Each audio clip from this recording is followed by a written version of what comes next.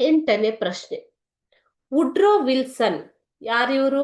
Father of public administration, ಸಾರ್ವಜನಿಕ ಆಡಳಿತದ ಪಿತಾಮಹ ಅಲ್ವಾ.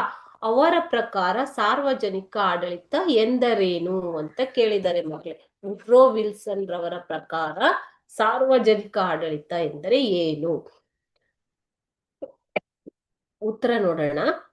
ವುಡ್ರೋ ವಿಲ್ಸನ್ ರವರು ಕಾನೂನಿನ ಸಮಗ್ರ ಮತ್ತು ಕ್ರಮಬದ್ಧ ಜಾರಿಗೊಳಿಸುವಿಕೆಯೇ ಸಾರ್ವಜನಿಕ ಆಡಳಿತವಾಗಿರುತ್ತದೆ ಎಂಬುದಾಗಿ ವ್ಯಾಖ್ಯಾನಿಸಿದ್ದಾರೆ. ನೀವು ಇವಾಗ ರಾಜ್ಯಕ್ಕೆ ಸಂಬಂಧಪಟ್ಟ ಆಡಳಿತ ನಡೆಸುವ ಒಂದು ಸರ್ಕಾರದ ಅಂಗವೇ ಸಾರ್ವಜನಿಕ ಆಡಳಿತ ಅನ್ನೋದನ್ನ ನೋಡಿದ್ರಿ, ವ್ಯಾಖ್ಯಾನವನ್ನ ಅಲ್ವಾ. ಸೊ ಅದಕ್ಕೆ